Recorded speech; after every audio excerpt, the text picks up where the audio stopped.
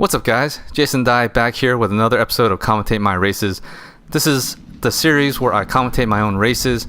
You get a front view that's of the GoPro that's sitting on the front of my bike, as well as a rear view in the bottom right hand corner. So you kind of see what's going on, and there's going to be telemetry laid out on this. I've gone and explained a lot of my telemetry in my previous videos, so if you haven't had a chance, go watch one of those previous ones. And this episode, it takes place at Roebling. This time I'm racing with CCS here. This is the combined Florida and Southeast region race. Now there's not a lot of races that we combine with other regions. It just happens that Roebling kind of sits right at the line where Southeast and Florida kind of meet. It is technically Southeast, but Florida, you know, since we only do one track, this is a nice change of pace compared to having to race at Homestead again. Now this weekend had a lot going on for me. First of all, my engine is a brand new engine, essentially in almost every way. I blew my engine back at Homestead, and I just got it pretty much redone, and it is nice and fresh for this race weekend. Now, if you want to know more about what went on and the issues I had with my engine before and the changes I had to make for this race, go check out my race vlog of this weekend. Link will be in the upper right hand corner. And as you saw just now, Brian 10 was helping me get ready because I was there by myself. And Brian 10, great guy, really fast guy on the lightweight vintage type bikes, and awesome with paint. He's the one that actually painted my bike for this season, and I had to say it looks pretty awesome. If you haven't seen my bike, again, go check out my race vlogs or check out my Instagram. I'll pop up a link down below in my description. So we're heading out right now. And as you see, I'm cutting across the grass here because where I'm positioned in the pits, it's a really long way to get to the pits, so I'm cutting across the grass. There's Mark 10 Motorsports to the right, Michelin vendor. And as you can see, we were met with mixed conditions pretty much all weekend. There was quite a bit of dry, but there was also quite a bit of rain as well. And sometimes the rain wasn't enough to switch to rain tires, and sometimes it was. But in this case, we are pretty much dry. The puddles that you see are pretty much all in the pits, and there's none of that like going on the track. So we are there checking my transponder, making sure it's on. I'm good to go, heading out for my sighting lap. Now if you watch my series, you should be really familiar with Roebling right now, with the braking markers, where I get on the gas and everything. But again, I will just make a quick mention that Roebling is a very fast flowing track, not a lot of braking, if at all. Some of us faster guys will need to actually brake in a few of the corners, like turn 1 and maybe turn 4. But otherwise, there's not much braking, and you just kind of take a lot of these corners at a pretty high speed. Now this weekend didn't have really great attendance. There was enough people there where it made it fun and interesting. But overall, compared to times in the past, it just didn't seem nearly as filled up of an event as it usually is. Now we still have some ridiculously fast guys that have no chance in competing with, but there were quite a few people that were around my speed that I had a lot of fun with. So this was a good weekend overall, and this is one of the better races that I had all weekend. Actually, no, I would say it was one of the better ones. I had another race this weekend that was amazing, and I'll be putting it out next week. Alright, now just making my way around the track for the sighting lap.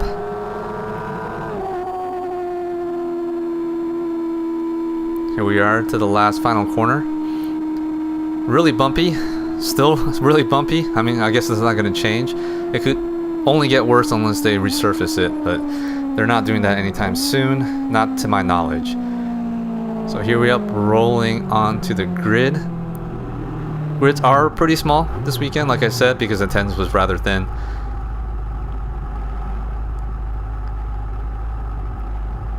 And here I am on the third row, on the inside, not where I normally like to be. I like to be on the outside of the first turn. It just gives me a little more room to play with, and the inside's easy to get boxed in, and then you have nowhere to go. Alright, everyone's coming up to grid.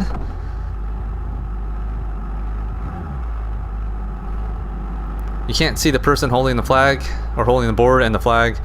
They're really small from this view, but that's probably part of the GoPro's fault. Alright. Grids are declared ready. Here we go. And off to the start. Not a great start. Not a great start for me at all. Bike's pretty powerful, so I'm making some progress here, but I let off pretty early. You see people whizzing around me. Not a great start for me into turn 1. And at this point, I am not the last, but I think I'm second to the last in the expert group at the moment.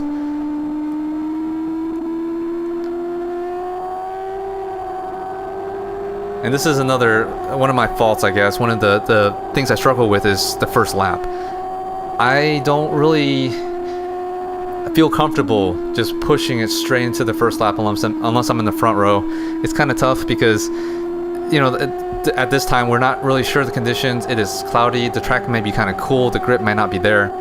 So having a couple people in front of you can help you gauge where that grip level is. And if there's any like shifty spots in the track. I think I tried to go for the pass there, but I was thinking better of it. Right now in front of me is Joel McCune. I believe that's his name, Joel. And you're going to be seeing a lot more of him later. So going into this turn, nice and bumpy, a little scary to go through. Alright, getting a drive. Gonna drive past this guy. Not a problem. Now I got a little bit of a gap to the next group. And as far as first laps go, that was not one of my better first laps. Sometimes I'm capable of 121, 122 on the first lap. That was a 125. People in front of me makes it a little difficult to really put in a good first lap. But like I said, I'm not good on first laps anyway. Alright, so finding my rhythm, finding my flow. Looking at the next guy, seeing what he's doing, studying him a little bit, seeing where I can make that next pass. Seems like I'm making a little bit of progress to the next guy. And next guy I believe is Gabe.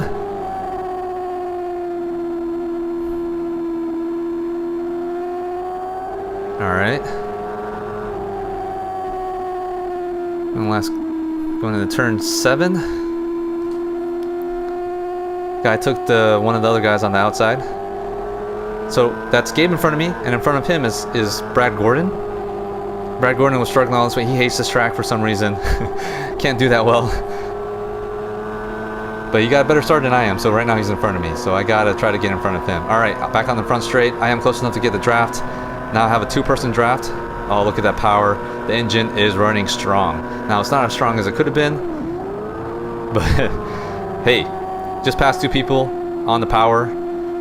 Going in turn 1. Now another gap that I have to try to leap to the next group to try to pass. So in front of me right now is Joel, and in front of him is Christian Miranda, I believe. I'll let you know, you'll see when we get up closer, and I'll let you know as well. Turn 3. Accelerate a little bit out. Downshift 1. I'm in 3rd going through here. Hard on the gas, swinging to the left. And one of the things that I had trouble with before was corner speed. You know, I had my bike made enough power where it kind of made up for a little bit of that, but this time around, Thermos Man helped me with an adjustment saying that it was completely counterintuitive. He said that like what I needed to do was raise my front end, which is counterintuitive. Like I said, if I wanted to turn, if I wanted corner speed, I want to lower the front end to help me turn. But in this case, at Roebling, it's a little different. So I raised my front end, my corner speed has improved quite a bit.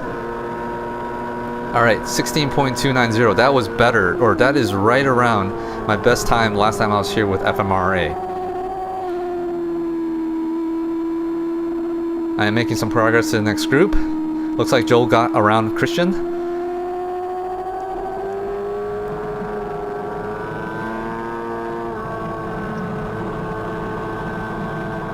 Going, turn 3. Pretty strong here, seems. Making up quite a bit of space right here. I am right on their tails right now. Hard on the gas out of here.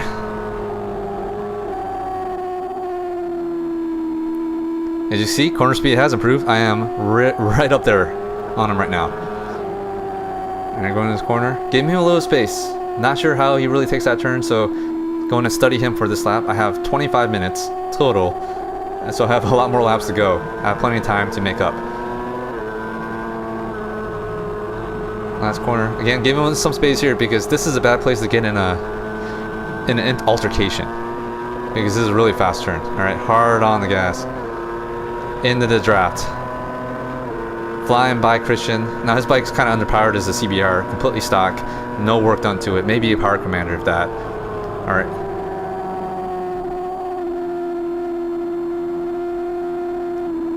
Go in turn 1, turn 2.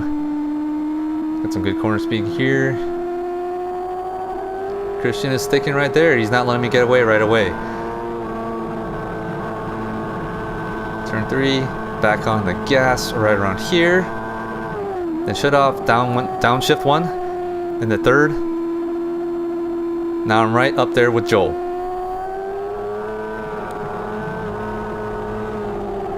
Joel's not a usual suspect for us. He's in the southeast region. He doesn't race in Florida, so I've never seen him before this weekend.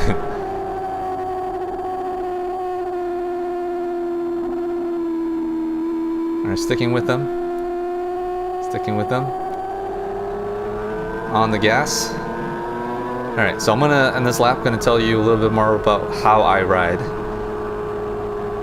once I cross start finish. And hard on the gas, trying to make up some space. He seems to have added some of the gap. Alright, so here we are. I'm in 6th right now. Downshift 2, light trail brake, tip it in. At this point, I'm kind of playing with the throttle to kind of help my line.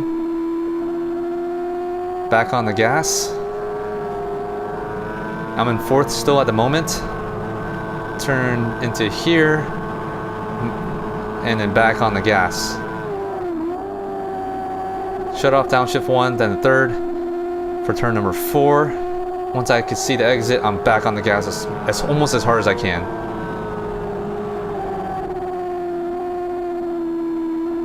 Still in 3rd around through here. Back on the gas. I made that gap back up. Let's see if I get a little closer. Turn number 7. Taking it. Hard on gas. Dang, he's pulling away. Maybe he gets a better drive. Last corner. 8, 9, or just 8 or 9. I don't know. Different organizations will tell you different numbers for turns. Back on the gas, kind of try to stay in the slipstream. I am close enough to get a little bit of the effect, so I'm not letting him get away. Into 6, 153, 154, 155 miles an hour. Shut off, downshift 2 into 4th, tip in. Seems like I'm making a little bit here. Playing with the throttle to adjust my line. Back on. Not letting him get away. Into turn number 3, still number 4, still in 4th gear. And once I see the exit, I'm gonna get back on. And oh no, I took the wrong line around that guy. Back marker. I should have stayed on the left-hand side, but I was thinking I could get around him on the right-hand side. Didn't want to spook him, so had to let off a little bit, let Joel get away from me just a little bit. But he's still there. I can still see him. I'm still feeling like I'm still kind of attached to him. I gotta try to get more of a drive out of here. Whoa, Christian is right there behind me. He made up a little bit of space when I had to go around that back marker. And he actually turns really well. That bike, the CBR, actually handles pretty well. It's just a little bit underpowered. Alright, hard on the gas. Leaving Christian behind. Trying to catch up to Joel. Dang, it does not seem like I'm going to. Into turn 1. Tipping it in. Am I making some progress on him?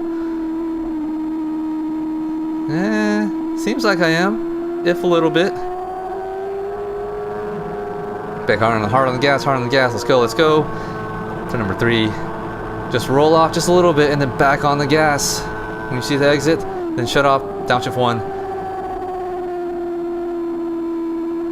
I have not turned a better lap than a 116.29 yet. But I'm hoping to. Yeah, that back marker messed up my times a little bit, 118. But I did catch up back up to Joel. I need to get closer though. I need to get really close to him in the last corner, especially if I'm going to try to draft past him. Am I close enough? No. He's back on the gas hard. Like a rocket ship. Man. In the last corner.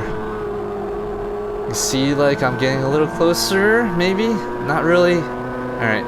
Anyway. I'm close enough to feel the effects of the draft. Is it working? Seems like it.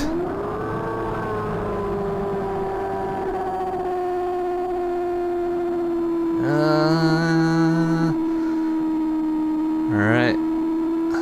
Trying to catch him in the corners. I can see that in the corners I have a little bit more than he does. At least in some of the corners. Hard on the gas again. You can see I got a little closer. I'm better through this turn than he is. I am right up on his butt. Hard on the gas coming around through here. I gotta get as close as I can. There you go. That's as close as I can. Maybe a little too much. Kinda had to adjust my line there just to make sure, and just in case I didn't run into him. Alright, he's actually pretty good around this corner. Let's see if I can stick with him. Trying to get on the gas a little sooner. But no bueno. No can do. And he just kind of started to leap forward a little bit. This corner, see if I get a little closer. Ah, not really. Alright, back on the front straight. Trying to stick in this draft. Trying to not let him get away. Across our finish. So I hit a 116.1. That's actually 116.054. The lap timer, the Moto D Start Next, seems to have a little bit of a margin of error, if you will. Maybe 0.05 of a second. So it's acceptable because it gives you an idea of where you are, but it's not completely accurate, which is fine. Alright. Thought it was closer, but I'm not. Need to get closer. Need to get closer. Was he able to get closer in this corner?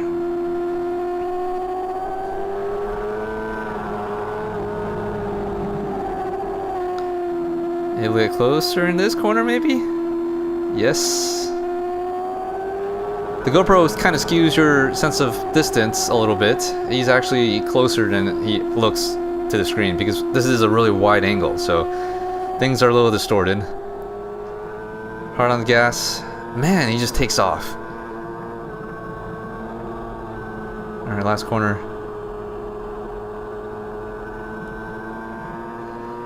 Not a great line through there.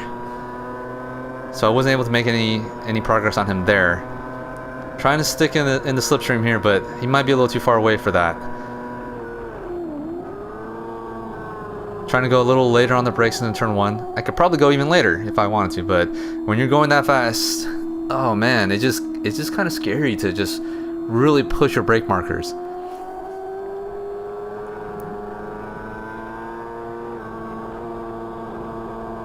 Alright, here's where I try to, here right here is like where I can make up some of that space, and I do. And you can see there's already kind of a theme going on here. And once we get on the front straight, you'll see what the theme specifically is. Nice and close here, nice and close. Gotta stick with them. Hard on the gas going into turn 6 or turn 7 rather. All right, a lot better keeping close to him. Hard on the gas, hard on the gas, hard on the gas. Gas me just a little bit. Gotta be a little braver going through here. Seems like I am. And I'm closer, but he's still walking away. What's the deal? Alright, actually, I know the deal, and if you watch my vlog, you'll know the deal as well. He has a ridiculously powerful bike. Now, the funny thing is that bike, stock engine, no build on it. He got it tuned at Living Good, as he said, with MR12, and it is now a rocket ship. It is ridiculously fast. My bike has a Super Sport build on it, which means that it makes more power, 1-to-1 makes more power than the stock engine does. But I'm running pump gas. I'm running 93, the same gas that you can find at any gas station, premium. MR12 is really expensive. It's like how much is it? It's like $27 a gallon or something like that. It's ridiculous. So, I mean, it's something that I might want to consider in the future if I'm really competitive, but at this point, not really. I don't know, maybe I'll consider it for Daytona. At Daytona, horsepower makes a huge difference around that track. But the problem is that with MR12, completely different type of gas, you need to get a different kind of tune. And I'm not sure if I have time for that. Or the money for that, rather. Alright, nice and close. There's a back marker kind of getting in our way. That was Matt. Matt Dalrymple. Good guy. Fellow Marine. Alright, a lot closer around this time around. Give him space going into turn 1 though. I don't want to spear anybody off the track. But I can't give him too much space. Gotta stick up with him. And I am sticking up with him. Back hard on the gas. Sticking with him this time around. Goes into that corner a little faster, but mid-corner to the end of the corner. Hey, can I make it? No. It's kind of a scary place to pass. If you don't do it right, you can take both. I can take both of us out. Alright, on the gas. Just keep that corner speed. Turn. Get up on his butt. Try to get on the gas first. Nope. Give me a little space. I gotta stop giving him people space. I mean, at this point, I've already studied him enough. I don't know, it's a mental block kind of thing, kind of self-preservation, to kind of give him a little bit of room before every turn, just in case something unexpected happens. But, you know, like, as I could tell already, he's a pretty smooth, consistent rider. So, I should be able to really dig deep and be like, hey, I'm gonna really set him up for a pass and take it. Alright, going through, trying to stay with them. Dang, that bike is powerful. It's going around this dude. I'll go around him as well. Let's make up some space here. Let's close the gap.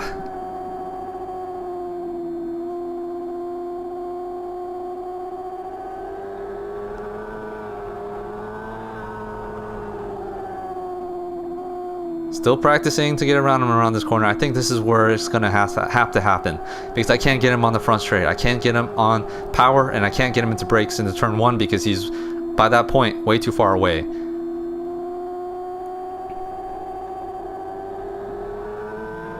So here, at this point, up until the turn number 6, I have to just stay as close as I can to him.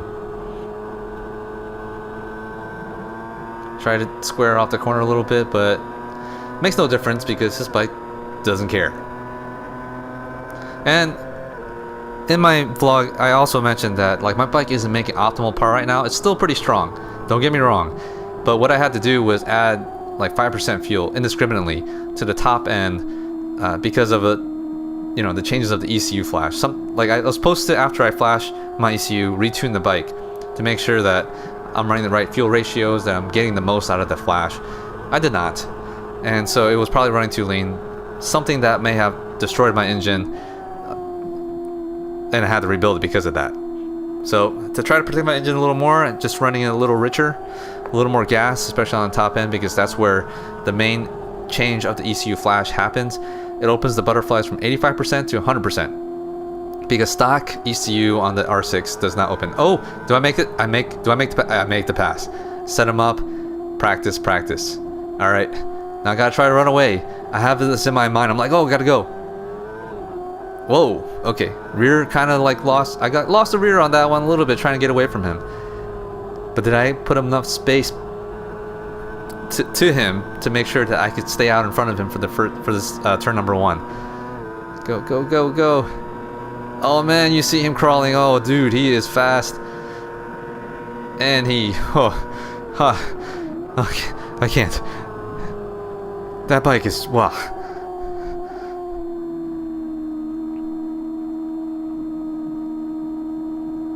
So we're on lap number 15. I think there's a total of 17 or 18 laps. I got another couple chances to try to get him again, but I'm not sure if I can. I know that if I get in front of him before start finish, I should be able to finish in front of him. So let's see, let's go. Get right back on him. Turn number 4. Hard on the gas. Tip it in for turn number 5. Just letting off here. And then letting that speed just scrub off, but trying to keep as much speed as I can through that corner. No doubt he's thinking like, oh dang, he's right there. So he might be riding a little harder now. Go, go, go. Did a little better job. Didn't let him get away that much this time around.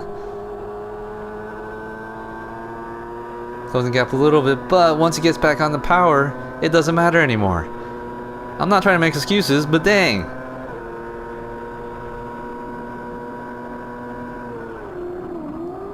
$154 miles an hour, not too bad. 156 top speed overall so far. That is pretty quick for a track like this. Just for reference, at Daytona, my top speed ever at Daytona was a 171.8 miles per hour. Flying. But then at Daytona, you have plenty of time to get up to top speed. And at Daytona, I run different gearing, which allows me to get up to that top speed. The gearing I'm running right now, I might be pretty close to the limit at 156. Getting there. Can I set him up for the pass? I mean, we're on the closing couple laps of the race. Go. No, he protects his line. He's protecting his line, the inside line, the line that I would have taken if I was able to get around him. See, that's another thing that racers do, right? Like, it's not just a matter of going fast. You also got to sometimes protect that line. And it's not a matter of, like, you don't want to swerve across the track to make it dangerous for someone to pass you, because first of all, that's illegal. If someone can complain about that to you, and they could disqualify you for that, if I'm not mistaken. Could be wrong about that, but you don't want to do that. It's wrong. It could cause damages. Oh, and that was the end of the race. So 17 laps total. But yeah, as I was saying, like, if you know someone's right there, and he knew that I was right there, you know, like, one thing you could do is protect the line. Protect the line that he would have taken, so he can't take that line to pass you again. And that's exactly what he did. Good racecraft from him on that one. Oh man, but I don't mind races like that. I fought hard to try to get in front of him. I did at one point, but wasn't able to keep the lead because my bike wasn't capable. No excuses though. I mean, like, I should be able to, if I was able to get by him at any other point early enough in the curvy parts of the track, the parts with the turns, I might be able to gap him enough to keep a lead. But where I did, it was just a little too late, and the front straight is a little too long where horsepower actually makes a difference, and and my bike not being as powerful as his, at least this weekend, that makes all the difference in the world. So good on you, Joel. Good race. And just gonna bring it back in the pits. Yeah, that was a pretty exciting race for me. A long race, and I know this is a really long video, but you know, this was a 25-minute race overall. Other races that are sprints like 6 laps shouldn't nearly be this long. But if all my races were like this, I'd be happy. I mean, I don't have to go for the win, though a win would be nice. Going for the win is all good, but the battling is where it's at. That's where the fun is. So I'm going to go ahead and call it here. Good times with good people. Like I said, there's going to be another video out next week, again at Roebling. It's going to be another rain race, but this rain race is super exciting. I'm excited to go ahead and be putting it out. Well, I'm not gonna go ahead. I'm gonna be excited to put it out next week because, oh man, I've never raced like that in the rain, and it was just so much fun. I can't wait for you guys to see it. So, in any case, I'm gonna go ahead and end it here. If you like that video, if you like this video, go ahead and give it a thumbs up. If you're new here and haven't subscribed, please consider doing so. It really, it helps me out a bit, and it kind of gives me, it makes me feel good about myself. So go ahead and hit that subscribe button and hit that like button. Let me know in the comments what you thought. Power. Would you rather have power or handling? That's something that's, of course, obviously, if you could have both, you would have both. But if you had only one choice, power or handling, for all the tracks that you go to, which one would you choose? Let me know in the comments below. Love to hear from you. And if you have any other comments about like how I raced, things I could have done, things or what you thought, just overall, leave in the comments below as well. And with that said, I'll see you guys in the next one.